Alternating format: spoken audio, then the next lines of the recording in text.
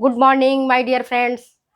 आज मैं आपको प्रसार शिक्षा के क्या सिद्धांत है, किस सिद्धांत पर प्रसार शिक्षा काम करता है, इस पर बता रही हूँ। पिछले वीडियो में मैंने बताया है कि प्रसार शिक्षा क्या चीज है, क्यों प्रसार शिक्षा की आवश्यकता पड़ी हमारे भारत में, क्या काम था प्रसार शिक्षा का। तो आज मैं आपको बताऊंगी प्रसार शिक्षा की क्या आपके सिद्धांत है, क्या थ्योरी है, किस थ्योरी पर प्रसार शिक्षा काम करता है।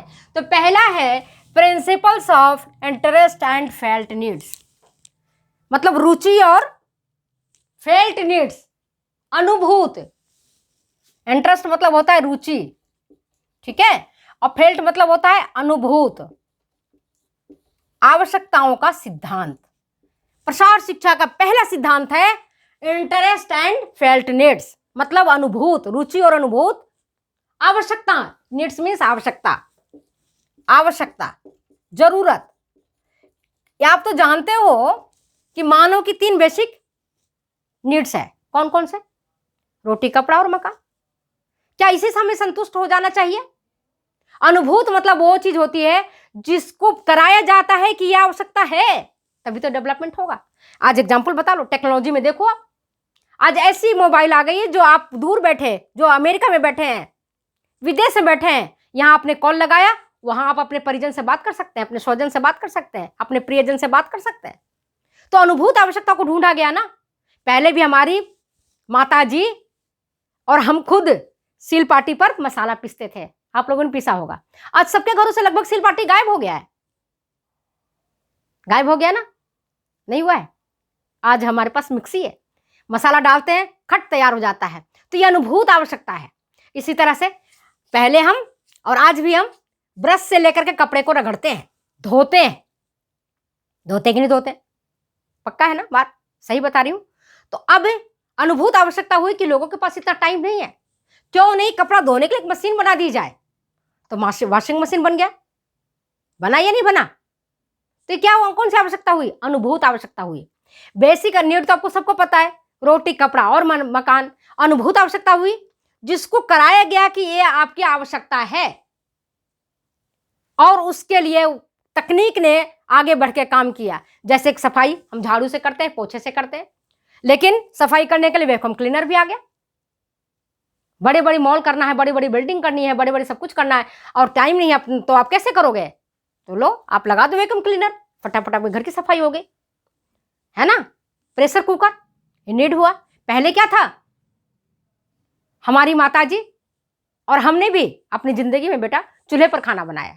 लकड़ी, कंडा जो गोबर का होता है ना, जानते होंगे, कोयला, ये इस पर हमने भी खाना बनाया है। तो लोगों को देखा गया कि भाई इस पर खाना बनाने में बहुत टाइम लगता है, गृहिणी की आंखें फूट जाती हैं, धुआं बहुत निकलता है, लकड़ी गीली होती इतना धुआं निकलता, खाना पकाना मुश्किल हो जाता है। हमने पकाया भाई खाना, इसलिए मैं बता रही हूं आपको। और आज क्या हुआ, आविष्कार हो गया, देखा नहीं भाई बहुत परेशानी होती थी, क्यों नहीं गैस चूल्हा बना दिया गया। सिलेंडर आया, गैस चूल्हा हुआ, जरा सी अपने बटन दबाइए और लाइटर मारा, जल गई। चाय बनाने में जितनी टाइम है चाय बनाने को उतना ही देर लगता है। पहले उतना तो आपको चूल्हा जलाने में टाइम लगता था, आधा घंटा तो चूल्हा जलाने में लगता था। मैं खुद इसका उदाहरण हूं। पहले कंडा लो, फिर उसमें कहीं से आग लाओ, अंगीठी मांग करके किसी से, या नहीं तो केरोसिन से थोड़ा जलाओ, और फिर वो लकड़ी लगाओ, तब तक तो घंटा निकल जाता था। आज घंटे भर में तो कई सब्जियां बन जाती है, दाल बन जाता है, रोटी बन जाता है। प्रेशर कुकर आ गए दाल पकाने, पहले अभी भी देख लो कढ़ाई इसमें बना करके भगोने में या तसला में दाल चढ़ा दो, पकता रहेगा पकता रहेगा, पकते ही नहीं दाल। लेकिन प्रेशर कुकर में आपने दाल धो करके डाला और देखोगे 1-2 सीटी में दाल आपकी तैयार, चावल तैयार, छोले तैयार, राजमा तैयार। पहले से बनाना बड़ी मुश्किल काम था। तो ये कौन सी आवश्यकता हुआ आपकी? अनुभूत आवश्यकता हुआ, उनको कराया गया कि आवश्यकता है। आज गांव में कराया जा रहा है कि आवश्यकता है आपकी। प्रेशर कुकर आवश्यकता है, गैस चूल्हा आपकी आवश्यकता है, सिलेंडर आपकी आवश्यकता है, सिलाई मशीन आपकी आवश्यकता है, अनुभूत आवश्यकता है, वॉशिंग मशीन आपकी आवश्यकता है। क्योंकि जितना आप टीडीएस जॉब घर में बैठ के करोगे, मसाला पीसने में जितना समय शक्ति बर्बाद करोगे, अगर आप मिक्सी में करते हो तो आपकी शक्ति बचेगी। आप उतने टाइम में आप दूसरे काम कर सकते हो और अपनी एनर्जी को बचा सकते हो, और आप अर्न कर सकते हो, पैसा अर्न कर सकते हो। अगर आप आलस्य छोड़ दो तो, आलस्य करोगे तो कुछ भी नहीं हुआ, फिर तो खाना भी नहीं बना सकते हो आप, प्रेशर कुकर में बनाना खाना आपको भारी पड़ेगा। लेकिन ये जो टाइम एंड मनी और एनर्जी सेविंग की जो डिवाइसेज आए, जो इक्विपमेंट आए, वो इसी सिद्धांत पर आए, फेल्ट नीड्स पर। टाइम, मनी और energy, time saving, energy saving devices जो आए, समय शक्ति बचत के उपकरण जो आए, वो फेल्ट नीड्स और इंटरेस्ट पर ही बेस्ड है। दूसरा है principles of voluntary education. Voluntary education मतलब स्वैच्छिक शिक्षा। अगर मैं आपको पढ़ाऊं, आज मैंने वीडियो डाल दिया और मैं आपको बार बार कहती बेटा मेरी वीडियो देखना, मेरी वीडियो पढ़ना, मेरी वीडियो को आगे से आगे शेयर करना, सब्सक्राइब करना, ये तो मैंने आपको कह दिया। लेकिन जब तक आपकी इच्छा नहीं होगी, क्या आप मेरी वीडियो को देखेंगे? क्या आप पढ़ेंगे? क्या आप शेयर करेंगे? क्या आप सब्सक्राइब करेंगे? नहीं ना। तो थोपा हुआ शिक्षा जो होता है किसी काम का नहीं होता है। अगर मैं जबरदस्ती कहती हूँ कि नहीं आपको पढ़ना ही है, मैंने जो पढ़ाया वो पढ़ना ही है आपको, घर वाले अगर काम करते हैं कि आपको ये काम करना है, थोपा हुआ है, तो थोपा हुआ ज्यादा नहीं चलता है। वो तब तक जब तक आपके ऊपर थोपा गया है, जब तक आपको लालच दिया गया है, तब तक आप काम करोगे। जैसी लालच हटा, थोपने की क्रिया हटी, आप काम नहीं करोगे। तो प्रसार शिक्षा कौन से प्रिंसिपल पर काम करता है? वॉलंटरी एजुकेशन पर काम करता है, स्वैच्छिक शिक्षा पर, कि व्यक्ति स्वयं आगे बढ़कर के शिक्षा ग्रहण करें। जैसे आज जो हमारी टीजीटी की बेटियों ने परीक्षा पास किया है, या पीजीटी की परीक्षा पास किया है, या जो आईएएस की परीक्षा पास की, वो स्वैच्छिक से करी है, उनकी खुद की इच्छा है, वो किसी के कहने से नहीं कर रही हैं, उनके अंदर जिजीविषा है। वो उनको सुबह शाम रात दिन उठते जागते बस यही दिखता है कि मैं कैसे पढ़ूं, कौन सा चीज पढ़ूं, कौन सा चीज छूट गया है, कहाँ से पढ़ूं, किससे सहायता लूं, ये सारी चीजें वो खुद करते हैं। तो किसका है? वॉलंटरी एजुकेशन है। प्रिंसिपल ऑफ वॉलंटरी एजुकेशन पर ये वर्क कर रहा है, स्वैच्छिक शिक्षा पर। जब हमें पढ़ने का, जैसे मान लो कि आपने मुझे तो नहीं कहा कि मैडम हमें वीडियो बना ही दीजिए, लेकिन अगर आप मेरी इच्छा नहीं होगी तो क्या मैं बना पाऊंगी? नहीं ना। बहाने मार दूंगी, बेटा मेरे पास काम था, मैं पारिवारिक परेशानियों में दबी हुई थी, कुछ न कुछ। अगर हमारे अंदर बहुत ज़्यादा शिक्षा देने का है, स्वैच्छिक हमें काम करने की शक्ति है, तो हम तुरंत ही काम करना शुरू कर देते हैं। और तो ये हमारा प्रसार शिक्षा का दूसरा है, स्वैच्छिक शिक्षा पर ये आधारित है। तीसरा है principle of self help. Self help से मतलब स्वयं सहायता, स्वयं की सहायता। स्वयं सहायता से मतलब क्या होता है? God help those who help themselves. आज भी मैं कहती हूं, परमात्मा उसी की मदद करते हैं जो अपनी मदद स्वयं करता है। परमात्मा उसकी कतई मदद नहीं करते जो दूसरे पर आश्रित रहते हैं। अगर आप खुले दिमाग से, खुले विचारों से, खुले ताकत से अपनी सहायता करने के लिए तैयार हो जाओ, आप देखोगे पूरा ब्रह्मांड आपकी मदद करने लग जाएगा और आप ऊंचाइयों को छू लोगे। जो भी व्यक्ति जिसने ठान लिया, जो चीज ठान लिया, उसे वो चीज मिलती है, क्योंकि परमात्मा उसकी मदद करते हैं जो अपनी मदद स्वयं करता है। हम सोचेंगे कि हम सोते रहें और भगवान हमारे मुंह में ला करके रोटी दे दे, ऐसा संभव नहीं है। ऐसे बेटे किस्मत वाले को होते हैं जो बहुत अंबानी परिवार में पैदा होता है, या जो बहुत बड़े बड़े सेठ साहूकार के घर पैदा होता है। वैसे तो बहुत कम है, लेकिन उनको भी अपनी बिजनेस को चलाने के लिए उनके बालकों को भी मेहनत करना पड़ता है, अन्यथा गिरते क्या देर लगती है? गिरते देर नहीं लगती। तो कौन सी है? Self help, principle of self help, स्वयं सहायता का सिद्धांत।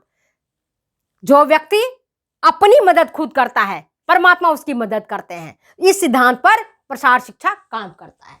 चौथा है principle of learning by doing, करके सीखने का सिद्धांत। करके सीखने का सिद्धांत है ये। ऐसा नहीं कि मैंने बोल दिया और आपने सुन लिया और आपका काम हो गया। नो, ऐसा नहीं होता है मेरे प्यारे बच्चे, ऐसा नहीं होता है। जैसे मैंने अभी दीपावली का अवसर है, दीपावली में मैंने एक ब्लाउज बनाई पहनने के लिए, ठीक है। और अब मैंने आपको कह दिया कि बेटा मैंने 6 इंच कंधा काटा, लंबाई 13 इंच रखा, एक कंधे की मैंने 6 इंच रखी, गला मैंने 5 इंच रखा और टक्स डाले और सिलाई कर ली। मैंने सुना दिया आपको कहानी, या मैंने बताया कि मैंने सॉस बनाई, टोमेटो सॉस बनाया घर में। और मैंने इसके लिए क्या किया, टमाटर को उबाला, पहले काटा, पहले धोया अच्छी तरह से, फिर काटा और उबाला प्रेशर कुकर में, उसमें सारे मसाले डाले, प्याज लहसुन, है ना, गरम मसाला डाल करके, मिर्ची डाल करके मैंने उबाल दिया। उबालने के बाद उसको मैंने छन्नी से छाना और पका दिया, और लास्ट में मैंने sodium benzoate as a preservative use किया। आपने सुन तो लिया, सॉस मैडम ने ऐसे बनाने के लिए बताया है, या मैडम ने ऐसी इस तरह से ब्लाउज काट करके ब्लाउज सिलना सिखाया है? तो आप नहीं सीख पाओगे, पक्का मैं कह रही हूं दावे के साथ, तब तक जब तक कि आप खुद नहीं करोगे। जब आप खुद कपड़ा लेकर के ब्लाउज काटोगे, जब आप मशीन में बैठ के सिलोगे या हाथ से सिलोगे, तब आप उसको सीख पाओगे। करके ही सीखने का सिद्धांत है, सुन करके सीखने का सिद्धांत नहीं है। इसी तरह से मैंने जैसे टोमेटो सॉस बताया, आप सुन लिए तो क्या आप बना लेंगे टोमेटो सॉस? नेवर, नहीं। जब तक आप खुद नहीं करोगे, खुद टमाटर आप काट करके उबाल करके सारी चीजें नहीं डालोगे और रेशियो आपका सही नहीं रहेगा, तब तक आप टोमेटो सॉस नहीं बना पाओगे, केचप नहीं बना पाओगे। तो ये करके सीखने का सिद्धांत है। इसी तरह से कृषक अगर वो खेतों में फर्टिलाइजर डालता है, इंसेक्टिसाइड्स डालता है, कितनी मात्रा में डालना है, कैसे डालना है, तो करके ही सीखता है। तो प्रसार शिक्षा करके सीखने का सिद्धांत है, लर्निंग बाय डूइंग। उसके बाद है प्रिंसिपल ऑफ सेल्फ डेवलपमेंट। प्रसार शिक्षा स्व-विकास, स्वयं के विकास का सिद्धांत है, दूसरे का विकास का नहीं। मान लो मैं मेहनत करूंगी तो मेरे स्वयं का विकास होगा ना बेटा। जब स्वयं का विकास होगा तभी तब दो लोगों को और विकसित हो पाएंगे, कर पाएंगे। जैसे मान लो मैंने एक्सटेंशन एजुकेशन पढ़ाई की, तभी तो मैं आपको पढ़ा रही हूं। अगर मुझे खुद नहीं आएगा तो मैं आपको क्या पढ़ाऊंगी, मैं आपको क्या सिखाऊंगी, मैं आपको क्या समझाऊंगी? तो ये सेल्फ डेवलपमेंट का सिद्धांत है। इसके बाद प्रिंसिपल ऑफ कोऑपरेशन। प्रसार शिक्षा किसका है, क्या सिद्धांत पर काम करता है? प्रिंसिपल ऑफ कोऑपरेशन, सहयोग। कोऑपरेशन मतलब होता है सहयोग। अकेला प्रसार शिक्षा, अकेला प्रसार कार्यकर्ता अगर चाहे कि मैं पूरे गांव के लोगों को बदल दूंगी, नहीं बदल पाओगे। प्रसार कार्यकर्ता को भी गांव के लोगों के हेल्प की जरूरत पड़ती है। घर में भी तुम देख लो, दीपावली का अवसर पर आपने देखा होगा, अगर आप अकेले काम करोगे तो थक जाओगे करते करते, और बाद में छोड़ दोगे कि अरे मैं ही अकेले कब तक करते रहूंगी, मैं ही खाना बनाऊं, मैं ही सफाई करूं, मैं ही दिवाली के मार्केटिंग करूं, मैं ही ये करूं, मैं ही वो करूं। तो अकेले काम नहीं होता है। काम किसके होता है? कोऑपरेशन से। बच्चे ने कुछ कोऑपरेट कर दिया, हस्बैंड ने कुछ और कोऑपरेट कर दिया, फैमिली मेंबर्स ने दूसरे दो चीज कोऑपरेट कर दिए, तो घर भी अच्छा हो जाएगा, गृहिणी का मन भी अच्छा लग जाएगा और काम भी हो जाएगा। तो यही सिद्धांत प्रसार शिक्षा पर भी लागू होता है, प्रिंसिपल ऑफ कोऑपरेशन, सहयोग का सिद्धांत, कि हम सभी मिल करके अगर सहयोग करेंगे किसी भी काम को आगे बढ़ाने के लिए तो काम आसानी से हो जाएगा। और जब काम आसानी से हो जाएगा, कोई उद्योग धंधा आसानी से डेवलप हो जाएगा, कोई कृषि कार्य आसानी से हो जाएगा। आप देखो कृषक जब काम करते हैं तो अकेले नहीं करते हैं, उनके साथ मजदूर रहते हैं, मजदूरनी रहती है, घर वाले उसके रहते हैं, तब जाकर उनका काम होता है और तभी विकास होता है। क्योंकि मैंने पहले कहा है, हमारा जो देश का बेसिक यूनिट है हमारी फैमिली है, परिवार है, परिवार से ही समाज का निर्माण होता है, समाज से हमारा राष्ट्र बनता है। तो प्रिंसिपल ऑफ कोऑपरेशन का डिपेंड करता है। नेक्स्ट है principle of persuasion, motivation and encouragement. Principle of persuasion, motivation and encouragement, ये किस पर कार्य कर रहा है? परसुएशन पर, मोटिवेशन अभिप्रेरणा पर, और इनकरेजमेंट मतलब उत्साह पर। अगर मैंने कोई काम किया, सपोज मैंने आपको ये पढ़ा रही हूं, प्रिंसिपल ऑफ एक्सटेंशन एजुकेशन, अगर आप मुझे कमेंट करते हो अच्छा, तो मेरा इंकरेजमेंट हुआ, मेरे लिए मोटिवेशन हुआ, परसुएट आपने मुझे किया कि मैडम अच्छा पढ़ाती हैं आप, आपके पढ़ाने से मेरा फायदा हुआ, आप इसी तरह से पढ़ाते रहिए, मेरा क्लास लेते रहिए। तो ये क्या है? मुझे प्रेरणा मिलती है, जिससे मैं आगे काम करने के लिए उत्साहित होती हूँ। इसी तरह सभी परिवार में सभी व्यक्ति को उत्साहित करने के लिए एक प्रेरणा होनी चाहिए।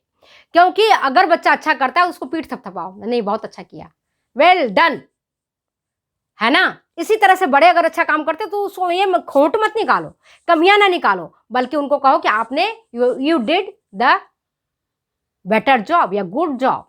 तब उसको काम करने की उत्साह मिलता है, आशा मिलता है और काम आगे बढ़ता है। समझ गए? तो परसुएट करना चाहिए आपके, मोटिवेट करना चाहिए और इनकरेज करो। ये नहीं जैसे अभी किसी बच्चे का टीजीटी में रह गया तो घर वाले को ये नहीं चाहिए कि उनको डांटो, उनको फटकारो, उनको उलाहना दो, उनको ताना मारो, नहीं, ऐसा मत करो बेटा। उनको कहो कि कोई बात नहीं बेटा, आप टीचर नहीं बन पाए, कोई बात नहीं, बहुत रास्ते खुले हैं। परमात्मा एक रास्ता बंद करता है तो सैकड़ों रास्ता खोल देता है, कई पाथ खुल जाते हैं। तो आपको मोटिवेशन और इंकरेजमेंट का भी सिद्धांत में जोड़ा गया, समावेश किया गया कि इंकरेजमेंट से लोग आगे बढ़ते हैं। इसके बाद है principle slow but continuous development. धीमा हो प्रसार शिक्षा, धीमा किंतु सतत विकास, कंटिन्यूअस डेवलपमेंट पर के सिद्धांत पर काम करता है। धीमा मतलब एक साथ बहुत, ऐसा नहीं कि आज आपने पढ़ा और कल ही आपकी नौकरी मिल गई, ऐसे तो किस्मत वाले की मिल जाती है, नो डाउट। लेकिन अगर धीमे धीमे धीरे धीरे धीरे धीरे धीरे धीरे हम काम करते हैं और सतत लगे रहते हैं, कंटिन्यूअस मेहनत करते हैं, तो हम अपने गोल को अचीव कर लेते हैं, हम अपने टारगेट को प्राप्त कर लेते हैं, हम अपने गोल को अचीव कर लेते हैं। स्लो बट कंटिन्यूअस डेवलपमेंट, धीमा परंतु सतत विकास का सिद्धांत पर यह काम करता है। स्लो बट कंटिन्यूअस डेवलपमेंट पर यह काम करता है। समझ गए बात को? इसलिए मैं कहती हूं, आप लोग क्या करते हो कि जब वैकेंसी आएगी तब आप पढ़ना शुरू करोगे 2 महीना। मैं कहती हूं अभी से पढ़ना शुरू करो, ताकि जब वैकेंसी आए तो आप डालो और आपका हो जाए। पर हम इंतजार करते हैं, नहीं अभी नहीं करेंगे, आज नहीं शुरू करेंगे, कल से शुरू करेंगे, कल नहीं परसों शुरू करेंगे, परसों नहीं तरसों शुरू करेंगे। ऐसे करते करते करते करते दिन, सप्ताह, महीना निकल जाता है। और कब करते हैं? जब वैकेंसी आ जाती है, जब हमारे पास महीना 2 महीना का समय रहता है, तब हम जाके काम करना शुरू करते हैं। और तब करते हैं तो उस समय प्रेशर भी रहता है, बहुत ज़्यादा रहता है कि नहीं? प्रेशर ज़्यादा रहता है, ये पढ़ें कि वो पढ़ें, कि ये पढ़ें कि वो पढ़ें, इधर पढ़ते उधर भूलते हैं, और प्रेशर रहता है, फैमिली प्रेशर भी रहती है, बच्चा भी पालना रहता है। लेकिन अगर हम अभी से ही जुड़ जाएं पढ़ाई लिखाई में, तो हमारा काम नहीं होगा, अच्छा हो जाएगा ना। तो ये है प्रसार शिक्षा स्लो बट कंटिन्यूअस डेवलपमेंट पर काम करता है, सतत विकास पर। आप पढ़े होंगे, धीरे धीरे रे मना धीरे सब कुछ होए, माली सींचत सौ घड़ा ऋतु आए फल होए। अब धीरे धीरे करके आप मेहनत करते जाओ, धीरे धीरे रे मना धीरे सब कुछ हो, धीरे धीरे सब कुछ होता है। अब माली सींचत 100 घड़ा, माली 100 घड़ा सींचता है, लेकिन जब ऋतु आता है, जब मौसम आता है, तभी तो फल आता है। अब आज आपने सींच लिया, फिर कहा फल नहीं होगा, अरे फूल नहीं आए, अरे फल ही नहीं आया, फल नहीं पका, समय पर ही तो पकेगा। तो कंटिन्यूअस जो व्यक्ति आज जो देख रहे हो कि जिन्होंने ऊंचाइयों को छुआ है, उनकी ऊंचाइयां तो आपको दिखाई पड़ रही हैं, पर उन्होंने कितना मेहनत किया है, कितना कंटिन्यूअस मेहनत कर रहे हैं, कितने घंटे वो जग रहे हैं। आज जो बड़े बड़े नेता हैं, जो बड़े बड़े उद्योगपति हैं, वो हमारी तरह आराम नहीं करते हैं बेटा, वो बहुत मेहनत करते हैं, बहुत मेहनत करते हैं, बहुत जगह अपने दिमाग को लगाते हैं, बहुत जगह अपनी एनर्जी लगाते हैं, बहुत जगह अपनी मनी लगाते हैं, तब जाकर के वो प्राप्त करते हैं। तो प्रसार शिक्षा क्या है? स्लो बट कंटिन्यूअस डेवलपमेंट है। इसके बाद है प्रिंसिपल ऑफ फ्लेक्सिबिलिटी। प्रसार शिक्षा लचीलापन के सिद्धांत पर काम करता है। किस पर? लचीलापन, फ्लेक्सिबिलिटी। रिजिड नहीं होना है, जैसे अब रिजिड हो जाओगे तो टूट जाओगे, रिजिड। फ्लेक्सिबल मतलब लचीलापन, लचीला बनो, पत्थर की तरह कठोर नहीं, पानी की तरह तरल बनो, बह जाए। पत्थर की तरह नहीं कि हथौड़ा मारे टूट जाए, वैसा नहीं बनना आपने। तो ये फ्लेक्सिबिलिटी के सिद्धांत पर काम करता है। मान लो प्रसार शिक्षा, प्रसार कार्य करता गया है गांव में कोई प्रोग्राम को लेकर के,